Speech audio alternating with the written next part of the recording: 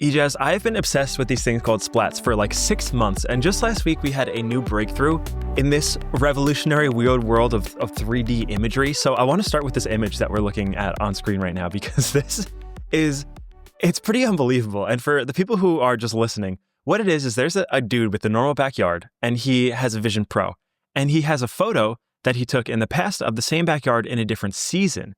And with this new Splat technology, he's able to overlay a previous picture onto a current place and then actually walk through it as if he's able to relive the memory for the first time using these Apple Vision Pro headsets. So it's this unbelievable technology that Apple released just last week that allows you to relive the past in the present in a way that is totally immersive, totally submersive, using these things like the Vision Pro or any sort of virtual reality headset.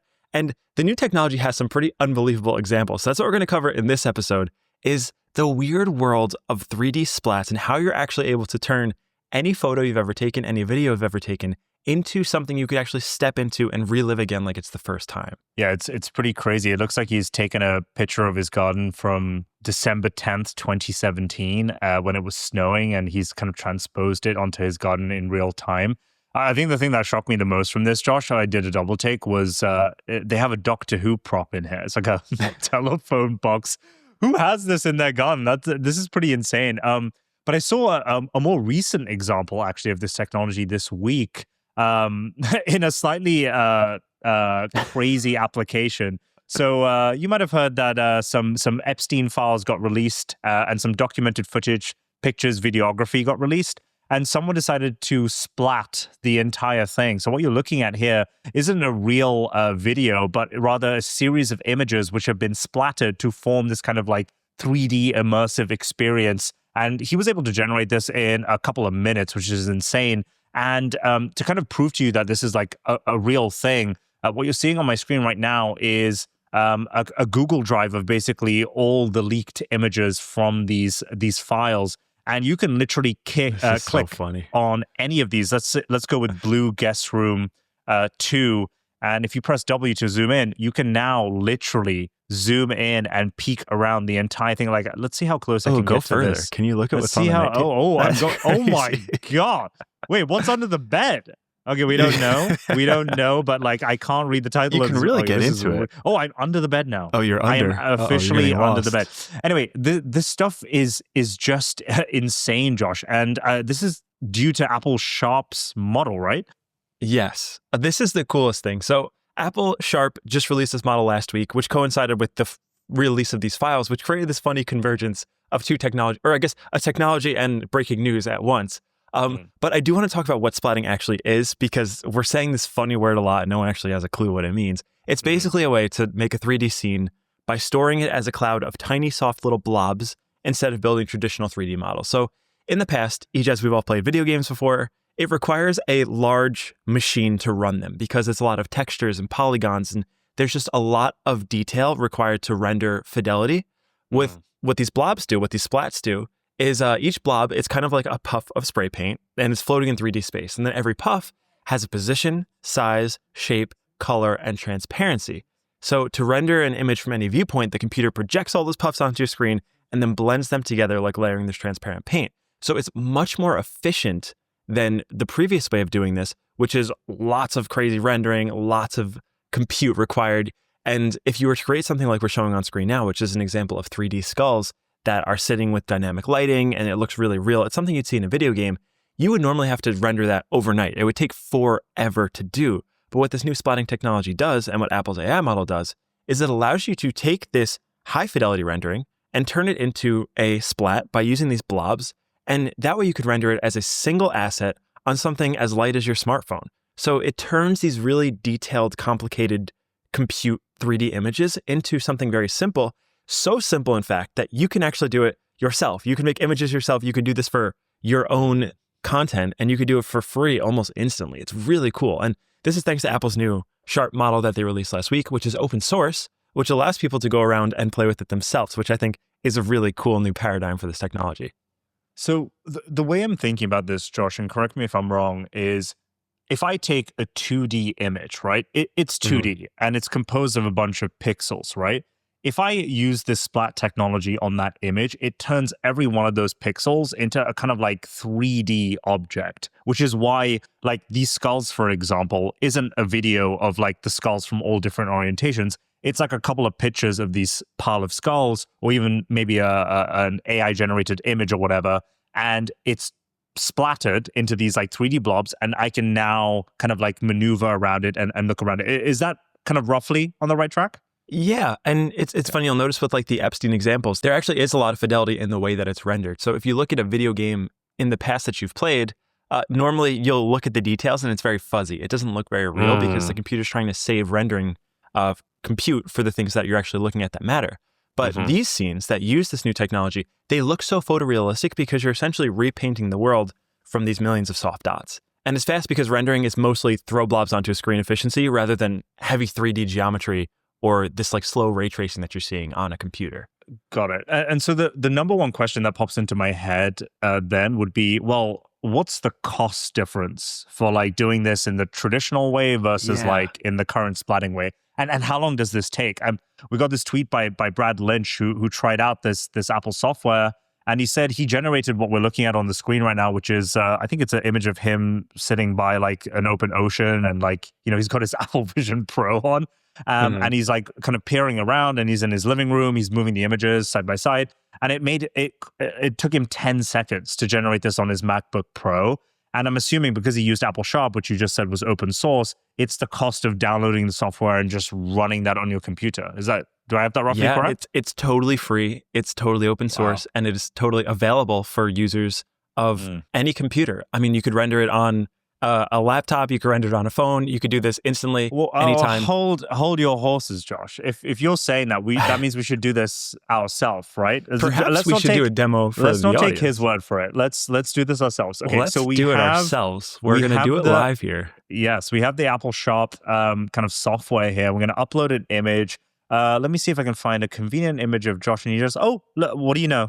What do you know? I have it here. I'm curious how long this is going to take. Look at us. Who are those good-looking gentlemen on the screen? We look good in 2D. I would love to know how good we look in 3D. And that's the fun thing, too, is if you have like loved ones or children or people who are younger, you could really freeze these moments in time. Special memories, special trips that you've gone on. We're done, Josh, by the way. Sorry. Before I even finish my explanation, we're done. Okay.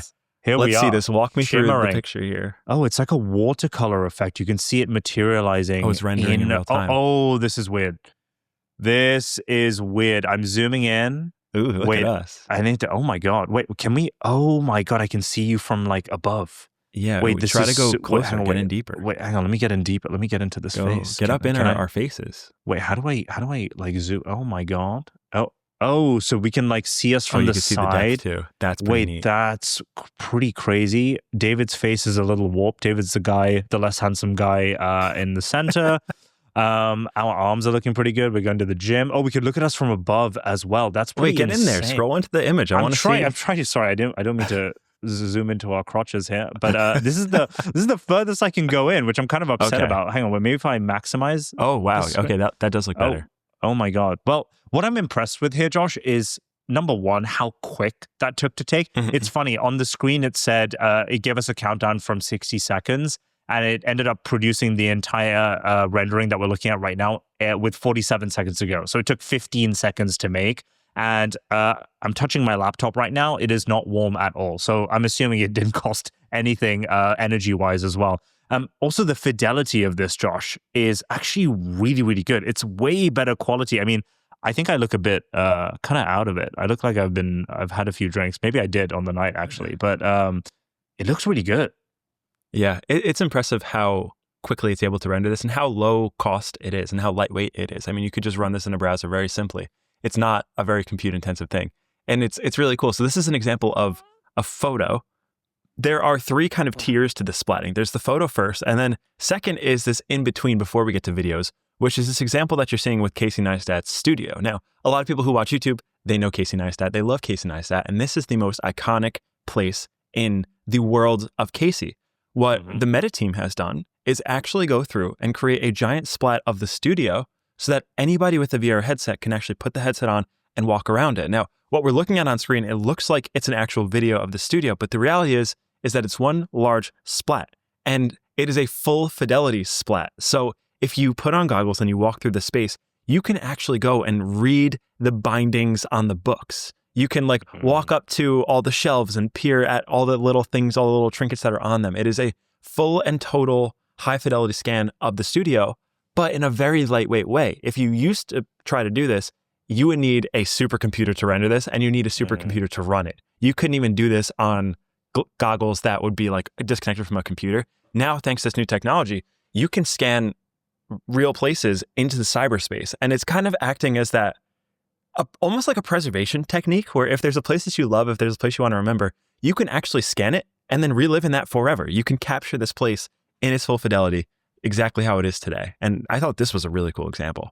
I mean, what I find super cool about this is like in the traditional way, you would have to take 1 million pictures and stitch them all together, which would have taken you hours and hours and efforts and probably a bunch of people to get involved to help you produce. Also, I like that it's to scale as well, Josh. Like a lot of these simulation kind of videos or games that I've tried with Apple Vision Pro and stuff like that, just seems kind of unrealistic. Obviously, like maybe you're playing a fantasy game or something. This is like to scale. It's like you're walking through, you're not going to bump into anything. I just think it's awesome. But then the natural question that pops into my mind is, well, can you do this with video? And I think, we had our answer a few months ago, earlier this year, when this viral tweet went about of this guy who's kind of like directly speaking to a camera, but you can see in this video that someone's navigating around him. And this is just like, a 2D video taken head on of this man sitting down in his chair. And he is able to navigate around him in every single different type of direction. You can peer at him at a kind of like angle like perpendicular to him. You can see kind of like the way that his jaw looks like. And this is all generated through splats. None of that is real. None of that was actually filmed with a camera to the side of him. This is all generated via splats. Super cool. It's fun to think of when you capture things, to think of your camera as a paintbrush, or maybe even a can of spray paint like we were talking about earlier, where if you can just capture the smallest amount of detail of a specific part of an image, you can then render it all fully in a 3D way. Like we're seeing another image here where you can zoom in on the video, you can pan left and right, and that's because it was kind of scanned like it was this can of spray paint. You want to kind of spray paint things, and then you could relive them and capture them. And I think it's such a cool new paradigm where they're driving through the city streets, or they're watching someone dancing, or whatever these examples are. If there's something in your life that you want to capture, you can just do it and then relive it. And this is particularly interesting if you're a user of iPhone, because Apple's really the company who has been leading the charge of this. And if you use an iPhone, you're aware of the camera sensor array, how they're kind of lined up. And when you shoot a video using these top two, you actually give real 3D spatial depth to it. And that's also because there's a LiDAR scanner on the bottom of the camera as well. So Apple has all the tools here built in to create the highest fidelity splats possible. And now they're rolling out the software to enable that to happen even more so on these handheld devices that we all use. It's like, I guess the last example is, it's kind of like if you take a black and white photo, you could add color to it. This is taking a 2-dimensional photo and adding a third dimension to it. And that's a really cool unlock. My mind naturally goes on to like applications, like what can I use this technology for?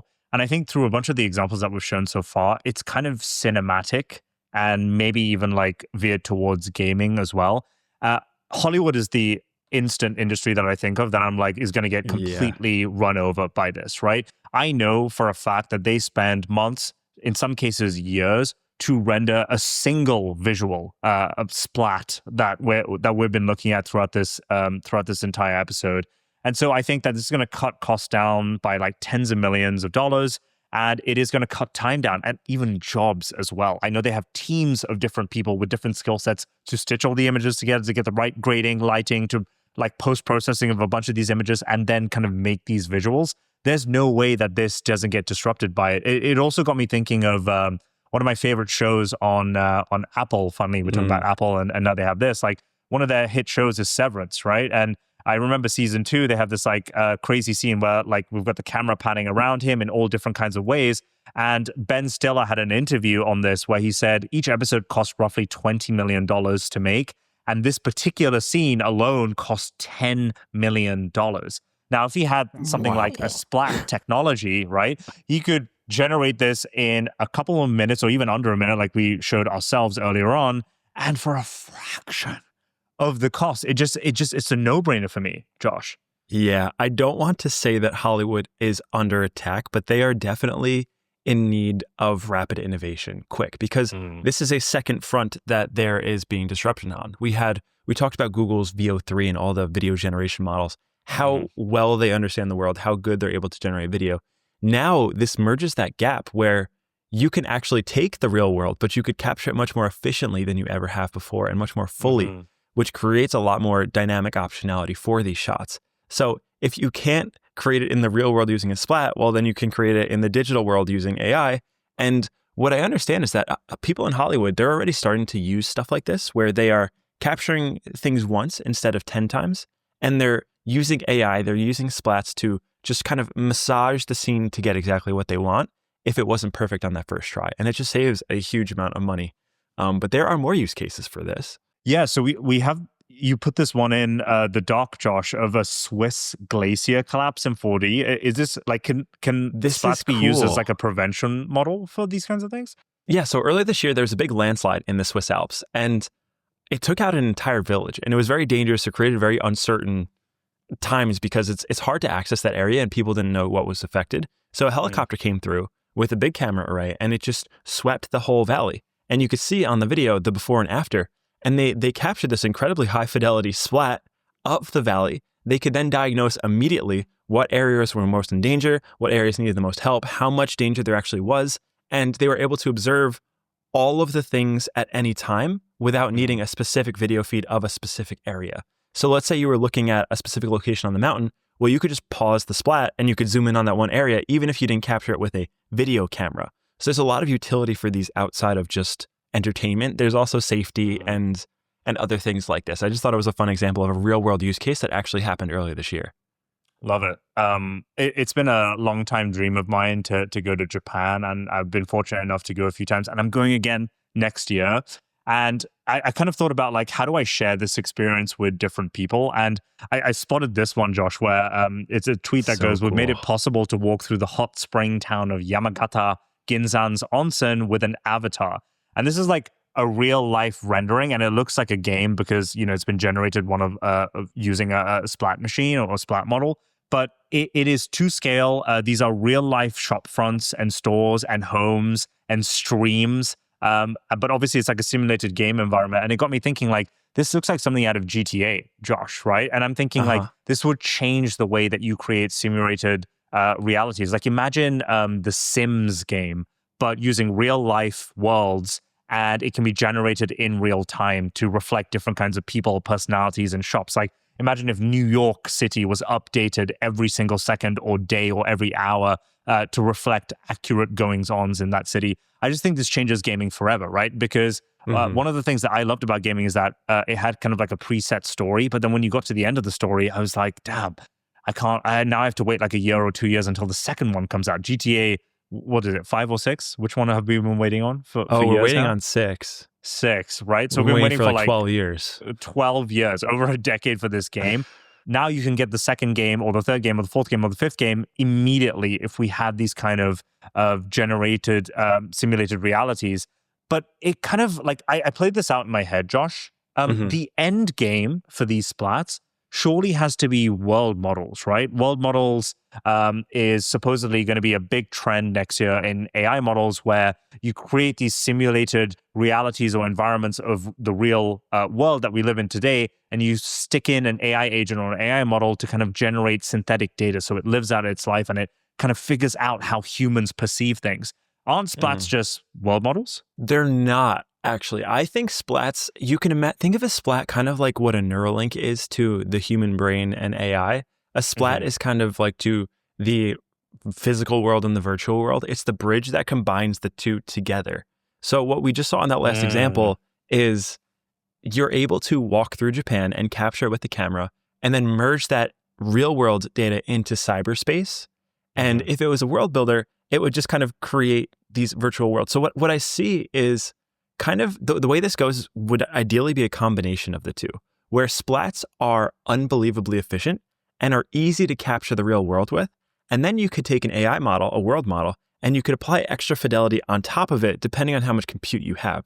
So you could think of The Splat is a way of scanning the real world into the digital world. And then the AI world models are a way to increase the fidelity using neural nets to predict what should be there to fill in all the blank spaces and to make it feel like more of a real world plus experience. So if you were walking through your childhood house and you were scanning it, you can take a low or a high res, but not totally high res version with a Splat and then use AI to enhance it. So then you can actually capture this place that's special to you and relive it forever using these cool new technologies. So this very much feels like a bridge into this future hybrid between the real world and the digital space. Okay, that makes sense. So if the mission is to help AI understand humans in all forms of the way that they sense things, the way that they perceive things, sight, audio, visual stuff, instead of like relying on them to kind of generate it from a bunch of data that we feed them, we can kind of take our reality and surroundings, compress it into this Splat model, and then feed that into an AI model, a world model, a simulated reality that they're kind of operating in, and they'll have a more accurate depiction of how humans perceive the world, which will then accelerate us to whatever the hell AGI is going to end up being. Yeah, it's like if you played with like Nano Banana Pro, for example, and you added an image that was old, and maybe it was a black and white image that was very low quality. It can add color and it can make it feel more high quality. That's kind of what this does for more virtual spaces. Well, what I like about that is we're just going to end up with an abundance of data, and data has been lacking. I think at this point, every single model has been trained on the same corpus of data, and we need to start tapping into private buckets of data to add kind of value or intelligence to an AI model. This kind of bypasses that entirely and creates this kind of synthetic but really accurate environment. That's super cool. And then, like, in terms of like the end game here, Josh, like, do you think Apple's going to forge the path here? Has Apple somehow dug themselves out of the grave, or rather dug up themselves out of the grave that they've kind of left themselves in? Because they haven't been involved in AI or anything. No, they haven't been. And this is not by any means a real attempt at AI. This is kind of a separate thing. This is in regards to their vision platform. This is kind of like what the future of compute is. Everyone's building a pair of glasses. We have Meta, we have Google now, we have I'm sure Microsoft is working on HoloLens, Apple has the Vision Pro. Everyone is working on this new spatial compute platform. Apple is definitely furthest along this path. And granted, the Vision Pro gets a lot of hate because it's very expensive. It doesn't have a lot of use cases. But what you're seeing here is an early prototype for what the future of this compute will look like when applied to actual consumer products. So if you scroll down to one more beneath this, there's a really fun example where we take the Splats that we mentioned in the video, and you can actually put them and pin them on your wall in your apartment. So as you walk through the real world, you're able to pin these photo frames, and it has the Splat built in. So you could walk and actually look into the photo and relive that experience. There's some other examples that they have where they've pinned widgets on the wall. And as you walk into your apartment, these widgets that are like a calendar will just be present on your wall. And again, it's this merging of the digital and physical worlds. And it looks real. It looks like it's embedded inside the wall. It's kind of embossed in. But what this leads to is this merging. It's this combination of digital and physical through these augmented glasses that we're going to get. And Splats are a really important part of that. So when Apple open sourced their model earlier this week, that was a really big deal because it allows other developers to also lean into this. And you could see even in this example, you could scan in people's faces and you could speak to them in real time as if they were sitting right in front of you. So it's this fun entry into the metaverse. And this is almost what I wish I saw Meta was doing, because Meta, being their new name Meta, they should be leaning into building some sort of a metaverse, which is the combination of these two worlds. And it seems like Apple's actually the furthest ahead. And this is kind of what it'll look like when it's implemented across consumer products as we go.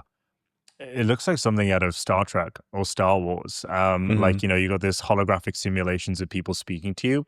I think a major trend that's helped us get to what we're looking at today in front of us and make all of this feasible is just massively reduce costs of things. Like we've just spoken about, like the cost of producing a Splat or like a Hollywood traditional version of this would have cost tens of millions of dollars. And now it takes a couple of seconds and download an open source software. That is just massive. I think the next biggest trend is going to be the form factor specifically. Like I can't help but, hate on how big and bulky these, where is it? Big and bulky the Apple Vision Pros look on people's heads. I'm like, that just looks so dorky. It also kind of reminds me of Google Glass, which is obviously a completely different product, but looked also really dorky and crazy for people to wear. It seems like the form factor is going to be glasses, Josh. Meta's making them. It was leaked this week that Apple is also potentially working on a glasses version that's not going to be Apple Vision Pro. It's going to be much more slimmer, sleeker, thinner. And then you have Google that's releasing Google Glass 2.0 next year. And then Amazon apparently is even releasing one as well. So it seems like glasses are going to be the form factor. I think it's now cheap enough to produce at a much larger scale so that anyone and everyone can use them. But also I think like the components of making these glasses, like the transistors and stuff, are also cheap enough to run this technology. So we're kind of at a culmination of all these trends coming together where it's going to make this spatial reality that you've just described happen in real life, which is super We're getting close. It's like Apple's are big, bulky, and expensive. They're $3,500. They weigh a couple pounds. They work unbelievably well. That's what you want. Meta's glasses, Google's glasses, they suck. They're cheap. They fit on your head, but they're a terrible experience. So as we converge to the middle of whatever that is, as we reach Apple's quality with Meta's form factor, that's when you're going to start to see this stuff everywhere because it will be cheaply accessible and a really phenomenal experience. And like you said, these costs are coming down quickly. It is only a matter of time until we get that perfect middle ground and this hybrid product exists where we do start to get these experiences available to us in our day-to-day lives in a package that is reasonable to walk around in on a day-to-day basis. So that's one of the things I'm most excited about is this new frontier of hardware that is paired and supercharged by AI and all these other cool pieces of software like Splats that we're seeing unveiled pretty much every week now. So the metaverse is basically becoming a reality. And I'm so glad that we've moved on from it being a fad to it being a reality. Maybe we were just kind of like 5 years too early with all the NFT stuff from the crypto sector that we saw way back when. But this is awesome. And I'm excited to kind of see this scale to real life applications, Josh. Like it's all and well seeing like these demos of things, but I can't wait to see the first Splat movie so that I can kind of like see things from different orientations, get people's different perspectives. I can't wait for it to hit gaming and fast forward GTA 6, 7, and 8 so that we don't have to wait another decade for these releases. And I'm excited about the costs and the form factors that are going to come with this, like being able to wear glasses. I'm curious, right? Because I was super skeptical when AirPods became a thing. And then I'm like, oh, I wear them all the time now. And it's just kind of like embedded in culture. It's going to change the way humans kind of interact with each other, which is going to be super, super cool. But that is it for the rest of this episode. It has been quite a week and quite the year. This is our Christmas Day episode. Merry Christmas. We hope if you're you listening feel on Christmas cheerful. You know, Josh and I came in our best Christmas attire. I came with, let's call it the coal for being bad, I guess. The coal color. And Josh, you're repping red. That's awesome. If you are somehow so passionate about Limitless and you're listening to this, I just want to say thank you. That's friggin' awesome. There have been thousands and thousands of you that have joined our community, that have subscribed to us, that listen to us week in, week out. And it means the world to us. It means the world to me especially. And it's just awesome to have you guys here. We know about like 80% of you aren't subscribed. In the spirit of Christmas, we would love if you tap that subscription button, if you tap the notification button, or if you're listening to this on Spotify and you don't even want to see our faces, give us a rating. It would mean the world to us.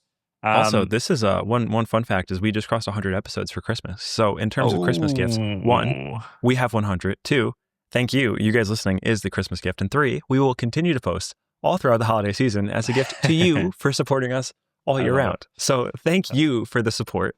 As always, you know, this is like the best part of it is just being able to just like see the success of it, see people listening, sharing it with your friends who would also enjoy it. Ijaz ran into someone the other day who randomly was talking about the show, but didn't recognize Ijaz's face because he had never watched the videos, only recognized the voice, which I thought was so funny.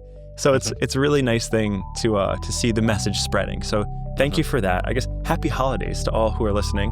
We are going to keep the episodes coming, and yeah, we'll see you guys in the next one.